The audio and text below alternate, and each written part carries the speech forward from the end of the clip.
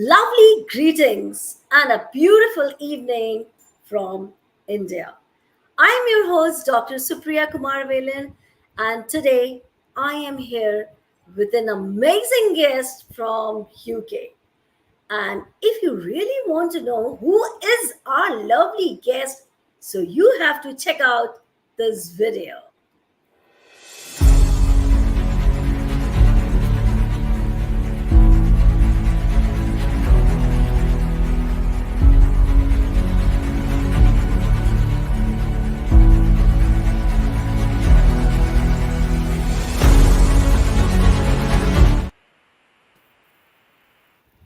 Here is our amazing guest, Maggie. Welcome to our show. It's been a great privilege and honor for me to host you today.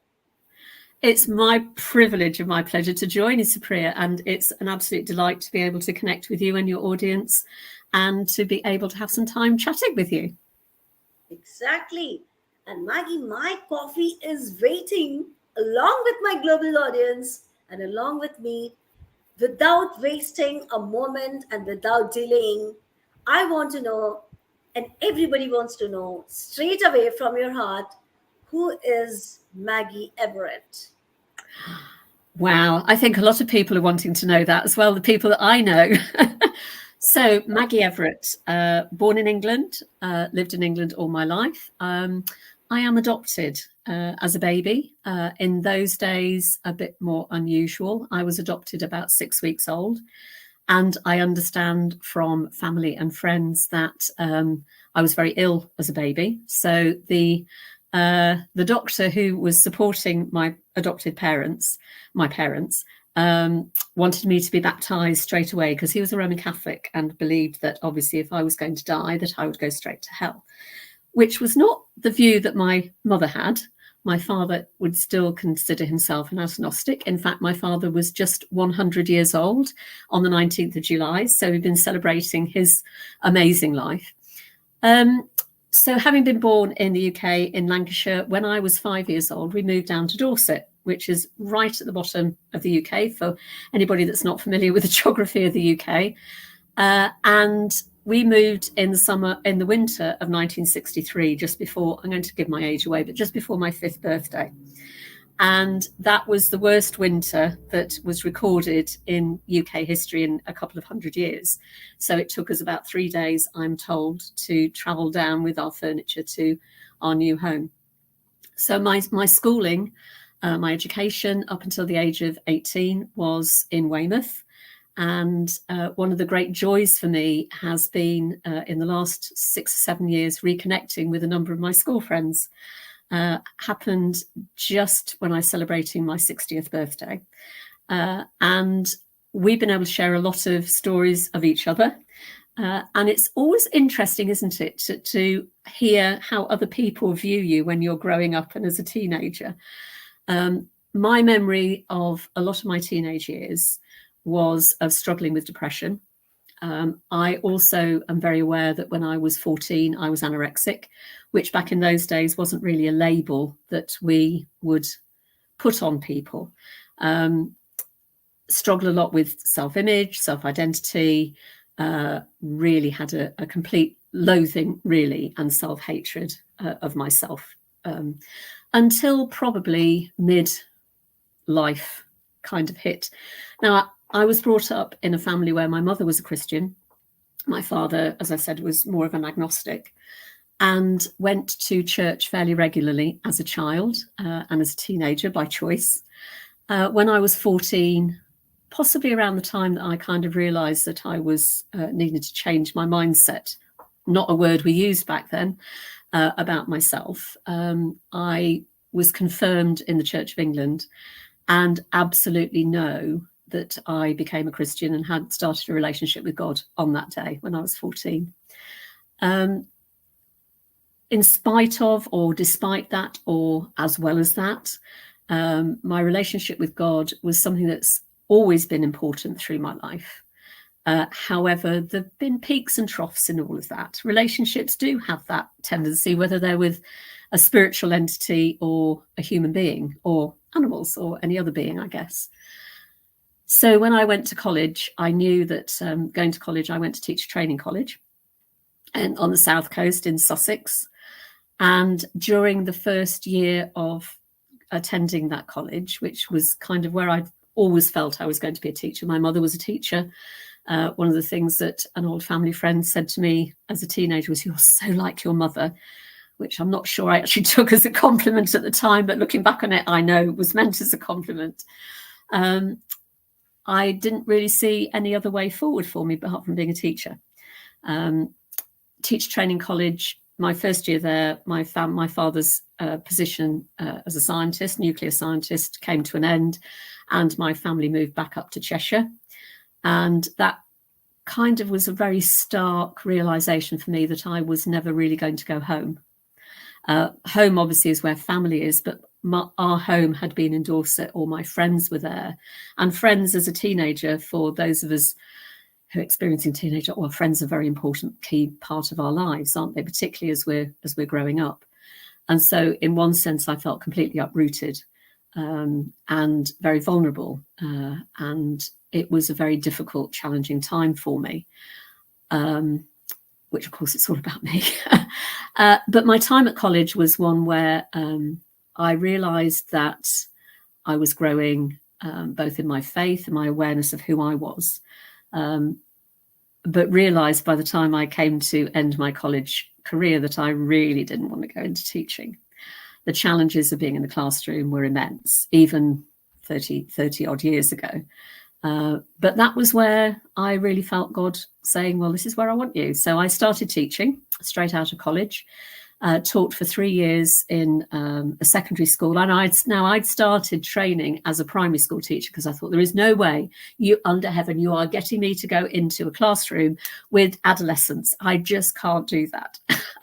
And then at college, that kind of changed. My very greatest friend was one of my lecturers at college.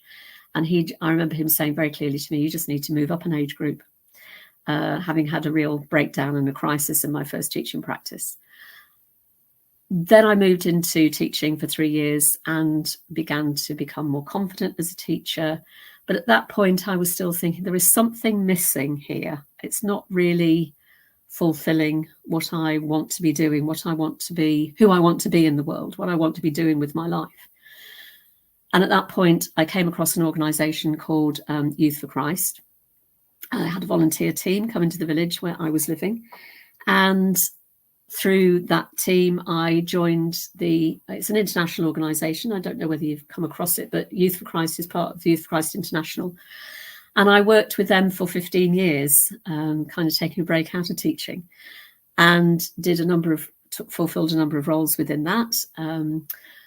Working with volunteers, I was a volunteer to begin with, then went on to the staff leading the volunteer programme, then became training officer, then became human resources director, and then became area director. And at that point, I kind of felt a kind of constriction, thinking, this is not where I'm meant to be anymore. And kind of fell out of that reluctantly back into, project work, a bit of supply teaching, which terrified the living daylights out of me, because even in that 15 years I worked for Youth for Christ, education had changed a lot, and young people I found even more challenging. But God has a funny way of working things out in our lives, really. And I ended up doing some supply teaching in a secondary school where they needed an RE teacher, which was my subject. And another key crunch point for me was the night before the interview that I was going for to see whether I was going to get that job. I was sobbing my heart out and just saying, I just can't do this. This is just not what I want to do. Really stressed, really anxious. I'd had a bit of a breakdown when I left Youth for Christ anyway. And got into the school the next day, and it was like this immense peace just came over me. And as soon as I stepped into the school, I thought, this is where I'm meant to be. And I was there for 7 years, doing a lot of work with training staff as well as teaching, and regaining my confidence in the classroom and my ability to teach, and kind of, I guess, honing my skills as a teacher. And then after 7 years, came across a job as head of RS, head of religious studies, and moved to that school in Wolverhampton, where I was there for 17 and a half years. And during that time, loved being in that school, but saw education change and become more and more challenging a place to be, certainly in the UK. As teenagers grow and develop, and teenage adolescence has always been a challenging time for anybody to deal with teenagers, or for teenagers to deal with themselves. And this was pre-COVID. I left in 2019 to move into a different avenue of working for another charity. I'll come back to that in a minute. But I think that the stresses and strains, not only on the education system, but within the education system, was something that I kind of felt, I don't think I want to carry on doing this until I retire, because I don't know that I'm going to have the emotional, mental, physical energy to do that. So I began to explore other options. And one of them was, I came across an organisation then called Life Mastery Institute, now rebranded as the Brave Thinking Institute. And the summer that I was 60, when I reconnected with a lot of my school friends, that was when I started to train as a life mastery consultant with the Brave Thinking Institute. And that was another key pivotal point in my life to change my direction, but also change and transform who I was as a person. So I'd gone through a lot of personal growth, invested in myself over the years, looked at how I grow as a Christian, how I let go of things, how I practice forgiveness, how I practice, becoming the person that I want to be. But this completely revolutionized, and I saw things in a completely different way. So beginning to understand that when we think something, we actually become it. And I think that's one of the foundational principles for me, that Right. in Proverbs, doesn't it? The book of Proverbs tells us, as a man thinks, so he is. And yet the idea, the concept had kind of, either I'd never been taught that, or I'd never been aware of that.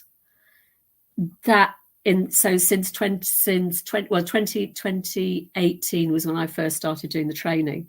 So even in that, 8 years?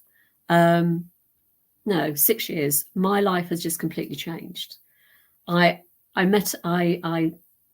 3 days ago, I saw my goddaughter, whom I haven't seen for a couple of years, to talk to, really. She had a baby last year. So meeting her and her baby was just delightful. And she messaged me off. She said, "You just seem so much happier, so much more who you are, the real Maggie, than I've known you in a long, long time." And I said, "You're absolutely right," because I fully believe that changing how I think, and what I teach other people now, and there's so many opportunities to do that. I'd love to talk a bit more about that, but we'll come on to that in a minute. But just these fundamental principles are so transformative that for me, it's about, how do I transform my life?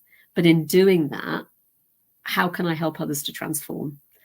And so that has been, I suppose, the thread through my life in all sorts of different areas of, what can I bring to others to help them to grow, to help them to become the best version of themselves, to help them to achieve their potential. And as a teacher, working with students, working with teenagers are still my passion. I still love working with young people.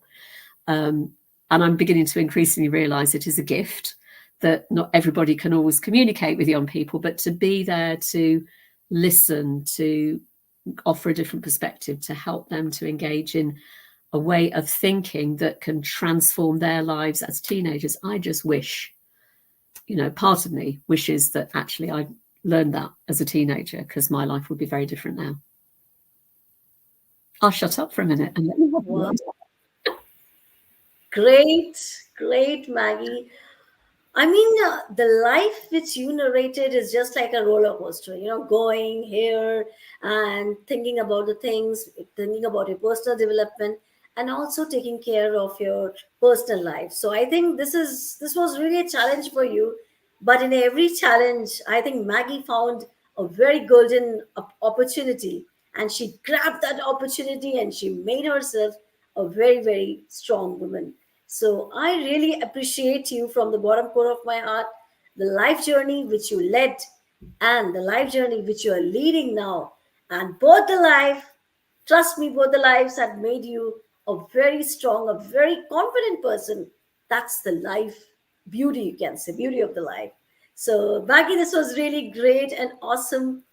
But one question is still popping up in my mind. You had seen n number of challenges, n number of hardships, and challenges were there in your life in each and every step. But still, may I know any challenge came in your life which were just like, which shook you up and which just tremble you up, and you thought, oh gosh, shall I give up or not give up? So something's happened in your life. I would love to know. That's an interesting one because I would always say that I'm not a quitter, and yet we both know, because I suspect that's very much who you are as well, Supriya, that I think we both know that there are times when we actually fall apart, and the most recent one was this year, when there were a number of things conspired. When I left teaching in 2019, I joined a wonderful new charity called Centre for Chaplaincy and Education as their lead development officer. So to lead that ministry, and it just seemed like God was opening doors right, left and centre, and it was just amazing. And it was everything that I felt God had prepared for me to be and to bring. And then within 3 years, we couldn't find any funding to carry on. And at the time, it was almost as if I applied all the principles that I'd learned, and it was like God opened these doors right, left and centre for me to step through. And yet, as I've reflected on that, financially too, for me, that was a big challenge.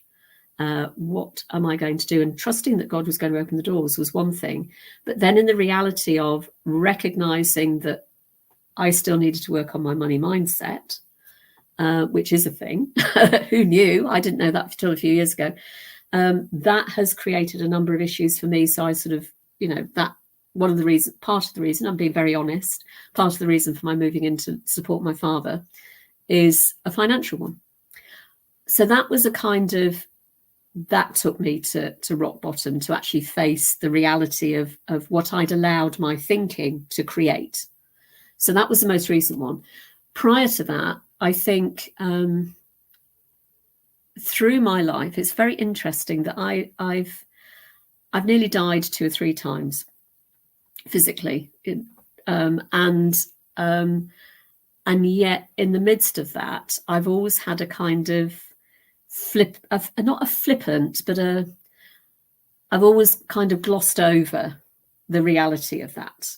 But in the breakdowns, the time I remember when I worked for Youth for Christ, I was, and it is more to do with who I was and me rather than the work, but driven, really wanting to prove myself, insecure in lots of ways.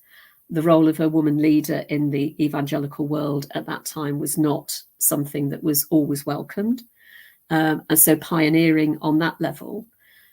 And I came to a point where I was due to go on sabbatical, and I was a mess. I was a big hot mess, as we would say nowadays. And there was somebody who was well known at that time as internationally as a prophet, and she was an incredible woman. And she just said, Maggie, and I said, and I really miss my mum, because my mum died when I was 22. My father remarried, and that has been an interesting journey of 42 years. My stepmother has Alzheimer's and dementia, and is no longer in the home, hence my father's on his own. But at that point, when I was, about to go on sabbatical, I remember her saying to me, Christine saying, if your mother was here, she'd say, just watch your back. And I took that with me on 3 months. But it was that time out when I just thought, I don't know whether I am going to come through this. And if I am, I can't come through it the same person that I was. And I think that it is during those times when we do hit rock bottom, that those are the opportunities for us to evolve or to grow. My mentor, Mary Morrissey, would always say, the content of our life is the curriculum of our evolution. And I never really understood that to begin with. But actually, the way in which we can grow and develop and become a better version of ourselves, realize the potential that we have within us, is by looking at what we encounter within each situation. So my relationship with my father, I may be adopted, but boy, are we alike. And therefore, there are times when he may be 100. I may be very respectful of him, but we clash because we are quite alike in a lot of ways. And it's at those times, well, what do I do with that? Do I, get cross and angry? Yes, I have done. And then realize that actually I need to be an adult here, not a spoiled child. So it's learning how to face those challenges. And when people say to you, people, who are in emotional situation, give you a sort of let rip at you, how do you respond to hearing some truths about you or past script of your relationship that you don't want to hear?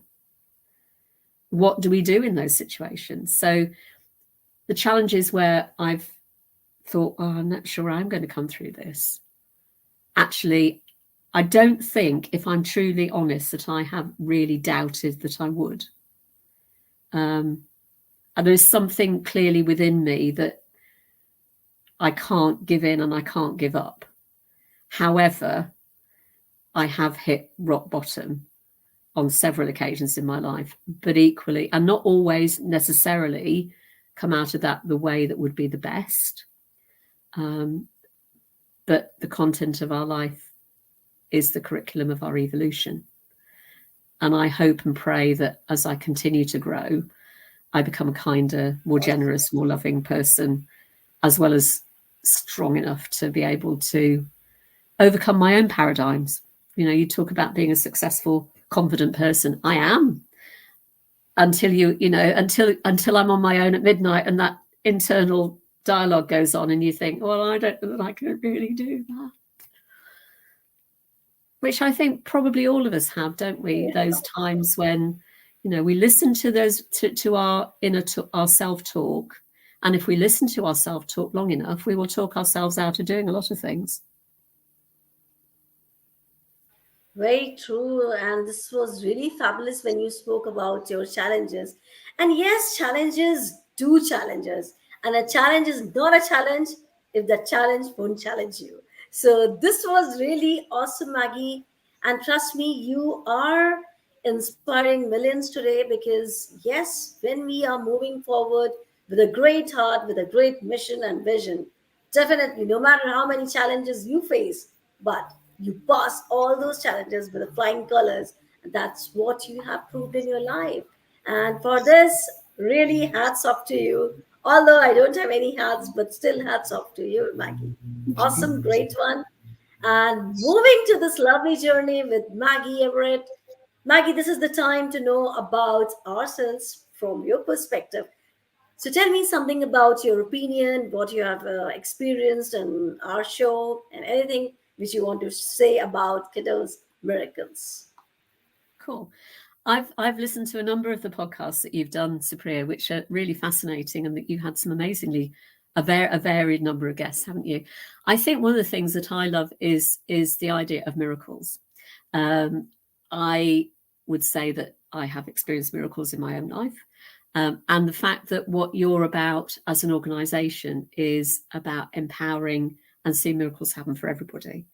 I do understand that it's about changing the world. Being a global force was a phrase that came to mind for changing the world for good, and to allow the opportunity for miracles to happen, to be part of that journey. So expecting that, I would say, is an interesting challenge for all of us. I came across a booklet, a notebook a former student of mine gave me. She'd been given just by a company, and it says, always expect amazing things to happen.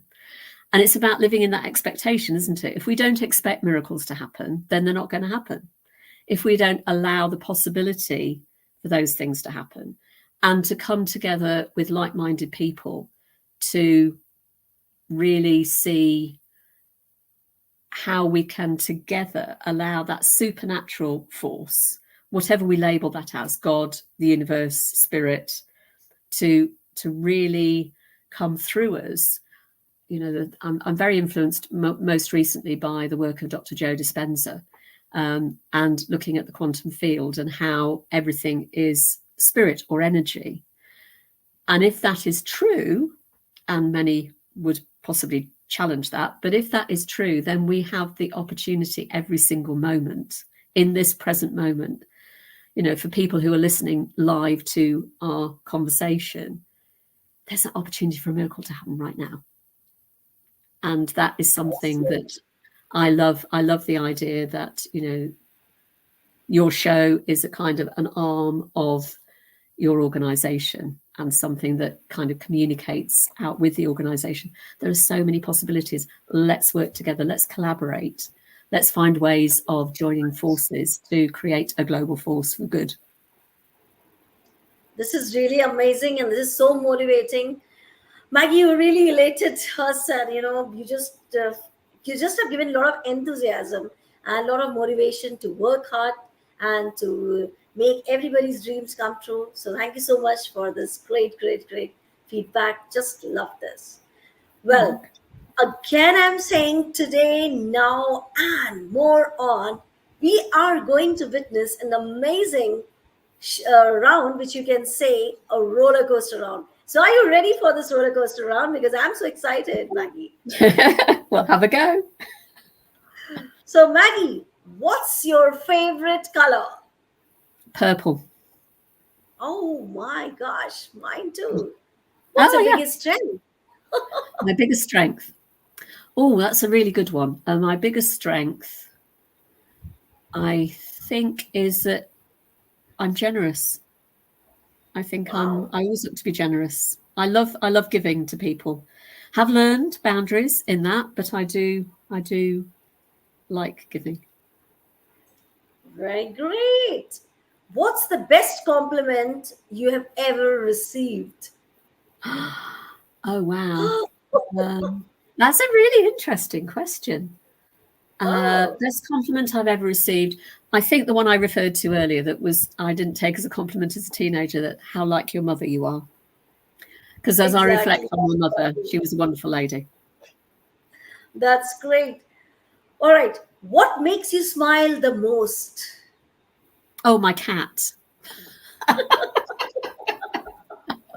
My cat and children, cat and babies. Yeah, my cat Jack is just, he does make me smile, but he also makes me quite cross when he wakes me up at 4 o'clock in the morning.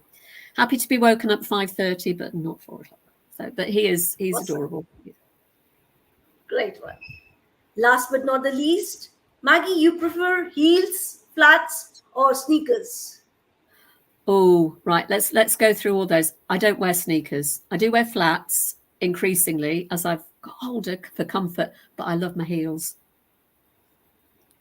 Well played, awesome. And I really love this when you gave all the answers very accurately and very promptly. So thank you so much for coming to our show, and it's been a great, fun and knowledge and power pack and so many things that served on the plate today. For example, your motivational level, your inspirational level, and your knowledge, and most important, your humbleness that made this show more vibrant. So thank you so much, Maggie. And this was literally a blast on the KUDOS Latte show. Thank you so much. You're so welcome. It's been my pleasure and my privilege. It's lovely to spend time chatting with you. Well, ladies and gentlemen, stay, please. This show and this episode is super awesome. Kindly watch this video later in YouTube, and we were live on Facebook, LinkedIn, and of course on our global channel. So keep loving us the way you are loving. Keep showering your blessings. Stay happy, hale and hearty. Bye-bye for now.